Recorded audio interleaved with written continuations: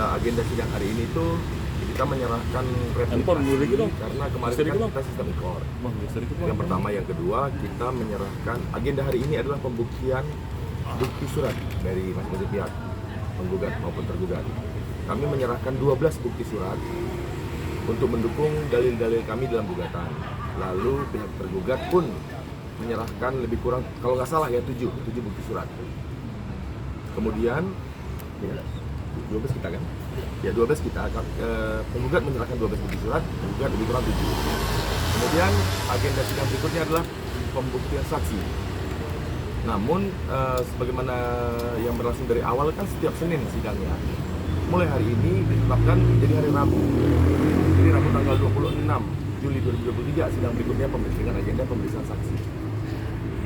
Bang, untuk minggu depan saksi dari pihak abang kan dari pihak ya, pihak penggugat. Udah disiapin atau seperti apa? Saksinya sudah siap. Oh, disuruh keluar.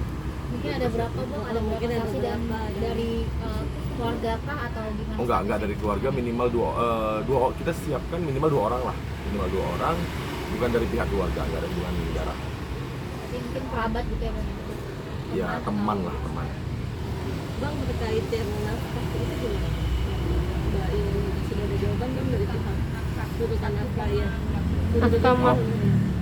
Sebagaimana yang kita sampaikan dalam replik kita pun, kita sudah singgung itu bahwa karena adanya perjanjian perkawinan tentang pemisahan harta, sehingga intinya kan karena ada pemisahan harta maka tidak ada harta bersama, sehingga ya karena tidak ada harta bersama kita tidak bisa memberikan harta kepada, kalau terjadi perceraian ya nggak bisa memberikan harta karena memang hartanya itu terpisah. Yang 1,5 itu tuntutan nafkah sebagai istri. Iya, yang sebagai Istri saya kan kan masalah tidak itu, pernah Bang. tidak pernah dibiayai. Ya, kalau itu kan memang tuntutannya dari tergugat ya. Jadi setiap pihak memang berhak untuk menuntut. Mungkin dari perhitungan kalau saya tidak salah itu kan 5 juta per bulan selama kurang lebih selama dalam perkawinan lah gitu ya. Nah, itu sebenarnya kalau menurut kami itu tidak cukup kuat karena yang namanya 5 juta itu tidak ada yang tidak ada pernah diatur dalam peraturan manapun. Jadi tidak ada angka fix ketika dalam sebuah rumah tangga itu suami harus memberikan 5 juta. Karena apa? Karena ya pemerintah juga tahu bahwa keadaan rumah tangga setiap rumah tangga itu kan beda-beda gitu ya. Jadi tidak ada peraturan, tidak ada dasar hukumnya. Kemudian yang kedua, kenapa kami bilang tidak ada dasar hukum? Karena tadi pun di dalam bukti-bukti yang sudah kami lihat di dalam daftar bukti dari pihak tergugat itu tidak ada bukti yang menyatakan bahwa ada kewajiban dari klien kami sebagai penggugat untuk memberikan 5 juta per bulan itu. Ya, jadi itu tidak dibuktikan tadi. Jadi oleh karena itu menanggapi tadi pertanyaan soal bagaimana tuntutan itu, ya kami yakin bahwa itu tidak akan dikabulkan oleh majelis. Demikian. Itu sudah masuk tertuang dalam perjanjian pernikah juga atau seperti apa mengenai nafkah sendiri? Mengenai nafkah tidak ada klausul ya, tidak ada klausul mengenai nafkah di dalam perjanjian perkawinan. Ya. Mungkin tadi dari pihak tergugat yang tidak dibuktikan, apalagi bang selain salah satunya yang tadi bang? Ya, oke. Dari pihak tergugat yang tidak dibuktikan adalah intinya kalau menurut kami membaca jawabannya kemarin yang diserahkan melalui ikor itu ada perselingkuhan katanya yang dilakukan juga oleh klien kami. Tetapi dalam pembuktian itu kami lihat tadi tidak ada satupun bukti yang menunjukkan bahwa adanya perselingkuhan yang dilakukan oleh Ari Wibowo. Itu perlu digarisbawahi. Ya. Kemudian itu satu hal. Kemudian yang kedua adalah adanya tuntutan terhadap perusahaan antara yang dibuat oleh Ari Wibowo dengan Inga Nugraha.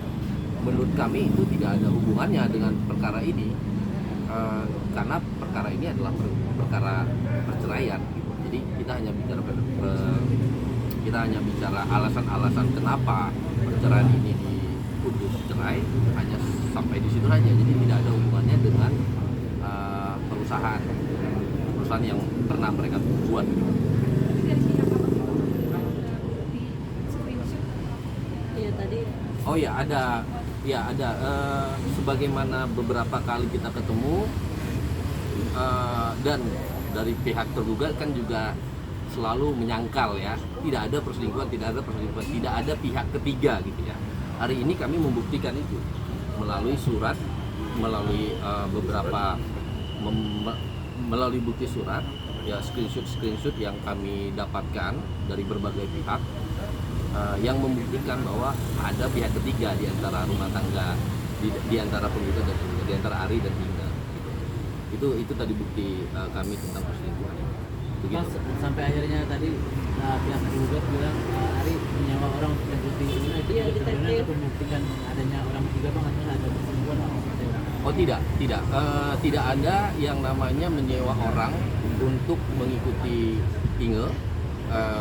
Itu hanya sekedar saya nggak tahu itu informasinya dari mana, tetapi kami pastikan bahwa tidak ada orang lain yang disewa khusus untuk mengikuti.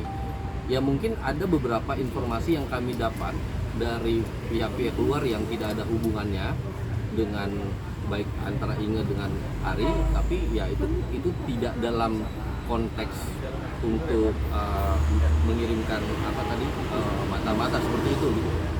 Bukan seperti itu. Jadi itu tidak ada. Bang, beberapa hari mungkin akan datang kan? Kemungkinan besar tidak akan datang karena ya memang tidak diwajibkan untuk hadir di sidang. Bang, untuk memperjelas aja, itu berarti untuk indikasi selingkuh ada pihak orang ketiga dari chat itu, berarti bahasa-bahasa yang digunakannya apa bang untuk ada indikasi pihak orang ketiga itu bang?